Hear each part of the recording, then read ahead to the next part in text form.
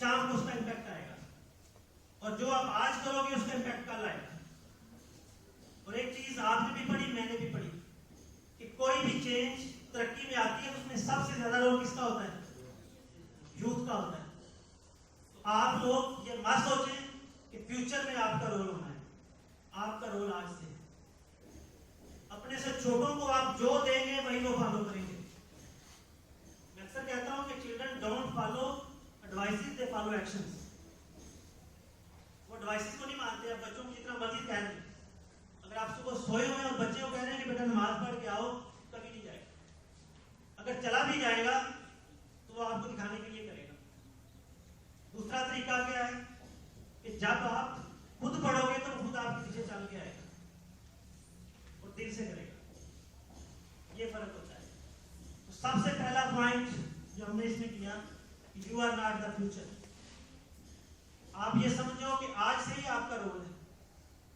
Yes, आपका role, आप कहेंगे हमारे पास कुछ इख्तियारात नहीं है, अथॉरिटी नहीं है, लेकिन एक चीज मैं कह दूं कि आपके ऊपर रिस्पॉन्सिबिलिटी भी कम है। जितनी अथॉरिटी बढ़ेगी रिस्पॉन्सिबिलिटी भी उतनी ही बढ़ेगी। हमारे अक्सर इदारे पीछे ही इसलिए हैं कि अथॉरिटी इंजॉय करते हैं, रिस्पॉन्सिबिलिटी नहीं करते। ये आप भी देखते हैं, हम भी देखते हैं। तो जितनी भी आपके पास अथॉरिटी है, क्या अपने छोटों को गाइड करने की अथॉरिटी है ना आपके पास? अपनी स्टडी को बढ़ाने की, नॉलेज को बढ़ाने की अथॉरिटी है ना आपके पास? जब आपका नॉलेज बढ़ेगा तो क्या हमारी सोसाइटी को उसका बेनिफिट नहीं होगा? आपका नॉलेज बढ़ेगा तो आपका नॉलेज रिफ्लेक्ट होगा आपकी सोसाइटी के अंदर। इसमें एक चीज मैं आपको बता दूं कि जो आप सिलेबस के अंदर बुक्स पढ़ रहे हैं, ये ऐसा नॉलेज नहीं है, ये एजुकेशन है। कुरानो हदीस के अंदर आपको तालीम का, एजुकेशन का वर्ड नजर नहीं आएगा। मैंने काफी ढूंढने की कोशिश की, मुझे नहीं मिला। एक ही लफ्ज मिला, वो क्या था? नॉलेज, इल्म।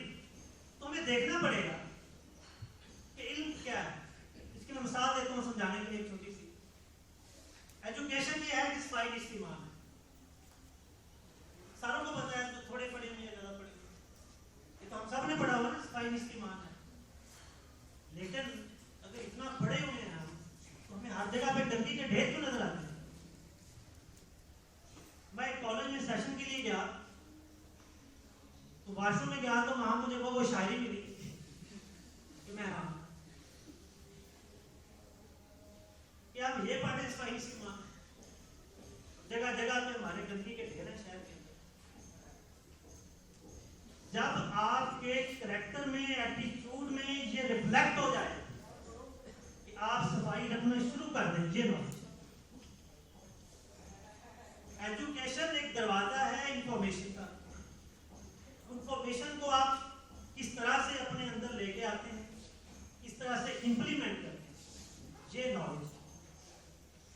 आज अगर हम नाकाम हो रहे हैं या अपने ड्रीम सेट कर लेते हैं और अचीव नहीं कर पाते हैं, तो प्रॉब्लम यही है कि एजुकेटेड तो हैं, नॉलेजेबल नहीं। नॉलेजेबल आदमी कभी पीछे नहीं रहता। ये हो सकता है कि वो जिस फील्ड में जाना चाह रहा था वो ना जा पाए, लेकिन किसी दूसरी फील्ड में चला जाएगा। वो अपनी जो उसके अंदर एक यूनिक क्वालिटी है उसको रिकॉग्नाइज करके वो आगे बढ़ जाएगा। ये चीज भी मैं यहाँ पे आपको बता दूं कि फिंगरप्रिंट्स है ना आपके, किस दूसरे इंसान से मैच करते हैं। इसी तरह से अल्लाह ने हर इंसान के अंदर एक यूनिक क्वालिटी रखी जो किसी और के अंदर नहीं है, सिर्फ आपके अंदर। प्रॉब्लम कहां पे आती है कि हम उसको रिकॉग्नाइज कैसे करें। और मैं एक और चीज आपको बता दूं मजे की, कि अल्लाह ताला हर इंसान को एक मौका जिंदगी में जरूर देता है कि आप उस क्वालिटी को पहचान जाए। फिर अगला टेंशन शुरू होती है। पहचानने के बाद स्टेप लेना बड़ा मुश्किल लगता है। लोग क्या कहेंगे, अगर नाकाम हो गया तो फिर क्या होगा। ये फियर हमें उस क्वालिटी को बनाने नहीं देता। और बहुत सारे लोग अपनी इस क्वालिटी को इसलिए रिकॉग्नाइज नहीं करते कि वो दूसरों को फॉलो करते हैं। वो ये तो देखते हैं कि एक बंदा आज वहां पहुंचा हुआ है, तो वो कहते हैं मैं भी इससे ऐसे करूंगा, लेकिन उसके पीछे उसकी कितनी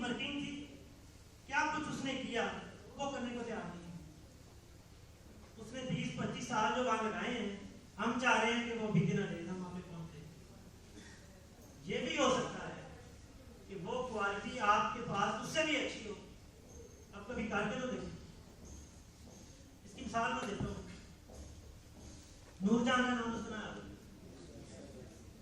नंबर 1 सिंगर थी हमारे पाकिस्तान में, बड़ा नाम था इंटरनेशनली भी उनका। ऐसे ही एक गायिका जो थी वो यूके में भी थी, इंग्लैंड के अंदर, उसकी डेथ हो गई। तो वो एक कंपनी जो उनके कंसर्ट्स करवाती थी, उन्होंने क्या किया कि एक दिन एक एडवर्टीजमेंट की कि वो गायिका जिंदा हो गई है।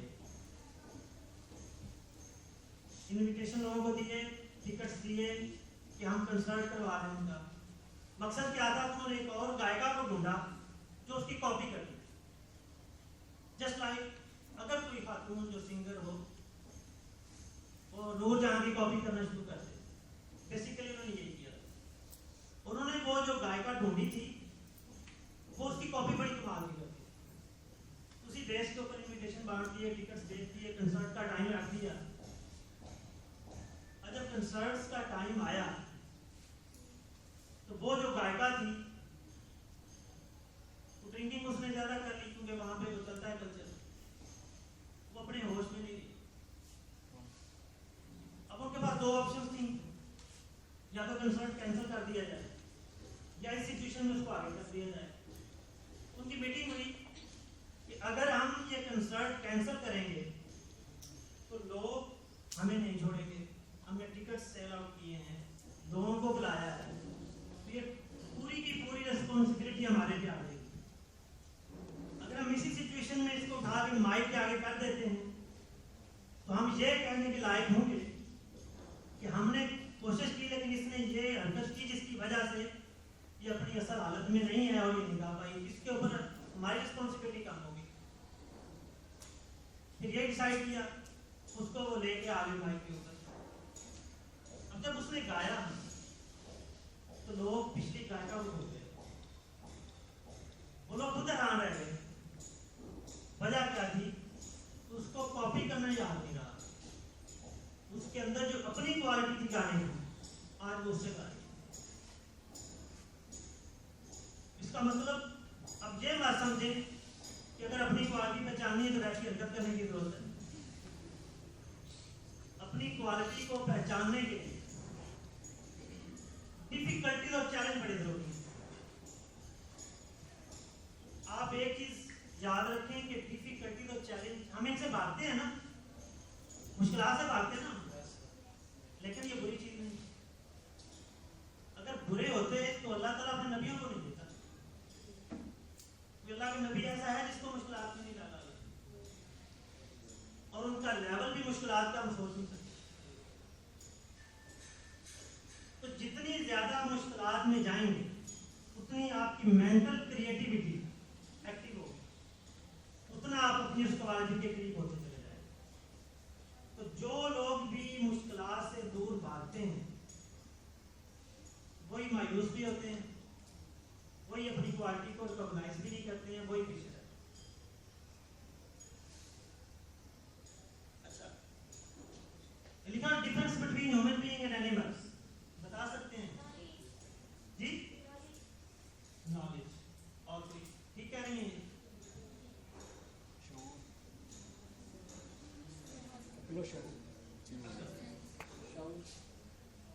मैं अप्रिशिएट करता हूँ ये जो बैठी हैं स्टूडेंट।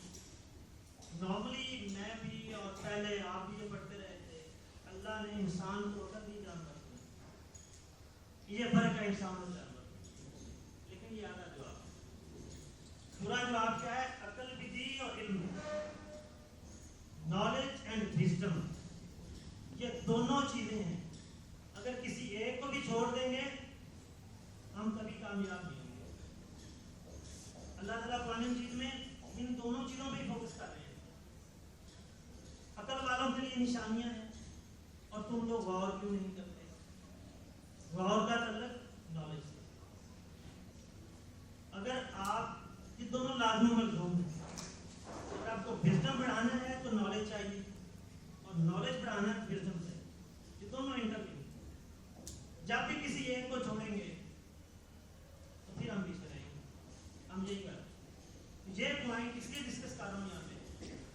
आप स्टूडेंट्स हैं, उर्दू में तालिब इल्म कहते हैं।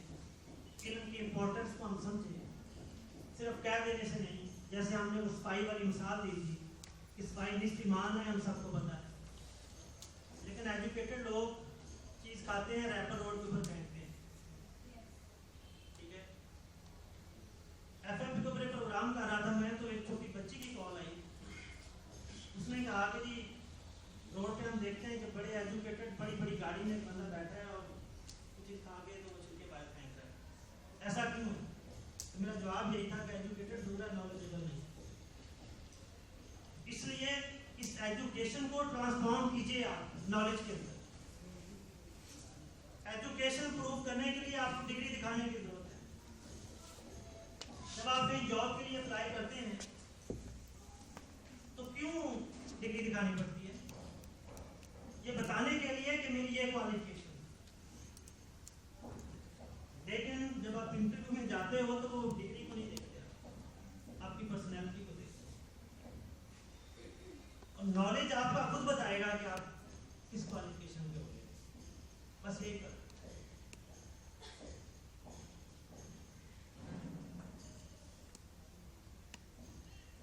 अच्छा, हमने पहले एक बात डिस्कस की कि ऑब्जेक्टिव क्या थे इंसान के।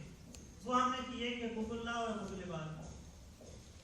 अब अगर आपको कोई काम दे दिया जाए लेकिन उसके टूल नहीं दिए जाए तो मुश्किल हो जाएगा ना वो काम करना।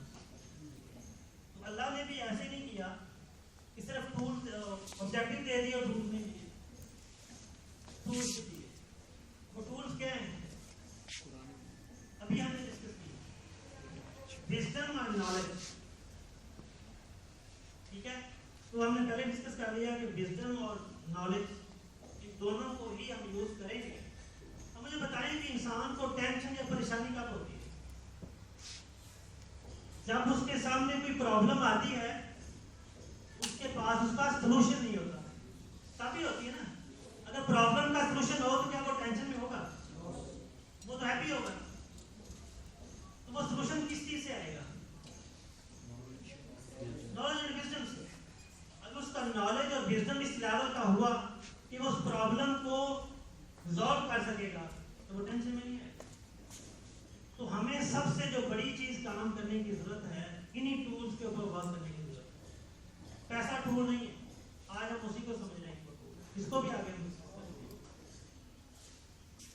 अच्छा, हज़रत सुलेमान अलैहिस्सलाम का नाम तो आप सबने सुना होगा। यहाँ भी हज़रत सुलेमान अलैहिस्सलाम ने अल्लाह ताला से एक दुआ की कि या अल्लाह मुझे वो बादशाह दे जो तूने आज तक किसी को नहीं दी। जब आप अल्लाह से कुछ मांगते हैं तो अल्लाह ताला देता जरूर है, लेकिन उससे पहले एक आजमाइश भी रखता है कि आप कितने सिंसियर हो ये लेने के। अल्लाह कह रहा है मैंने आपको टूल दे दिए हैं, अब यूज आप नहीं करते हैं, मदद करूंगा, लेकिन उसके लिए ये भी कहा कि नहीं सिर्फ इंसान मिलेगा वो जिसकी कोशिश करो। जब हज़रत सुलेमान अलैहिस्सलाम ने ये दुआ की, या अल्लाह मुझे वो बादशाह दे जो तूने आज तक किसी को नहीं दी, तो अल्लाह ने आजमाइश भेज। क्या भेजा? तो जिब्राइल अलैहिस्सलाम को भेज दिया, 3 चीजें दे दी। जिब्राइल अलैहिस्सलाम आए, पहले रखा दौलत। सुलेमान अलैहिस्सलाम खामोश रहे। दूसरी ऑप्शन शोहरत रख दी, खामोश रहे। तीसरा इल्म रखा। तो अब हज़रत सुलेमान अलैहिस्सलाम जब इल्म रखा तो मुस्कुरा पड़े। तो आप जिब्राइल अलैहिस्सलाम से मांगने लगे कि मेरे से गलती हो। अल्लाह ने दुआ की कि अल्लाह मुझे माफ कर दे कि मैंने क्या मांग लिया। आपने नॉलेज को ले, दौलत और शोहरत को छोड़। अगर हम होते तो क्या लेते? पहले दोनों को ले लेते। फिल्म तो बहुत है हमारे पास, हर बंदा इस कदर है। अब जब फिल्म ले लिया तो हज़रत जिब्राइल अलैहिस्सलाम ने दौलत और शोहरत से कहा कि तुम आओ वापस चलो। सुलेमान अलैहिस्सलाम ने आपको ठुकरा दिया। दौलत और शोहरत ने वापस जाने से इनकार कर दिया। जवाब क्या था कि जी हम वापस नहीं जा सकते। क्यों नहीं जा सकते?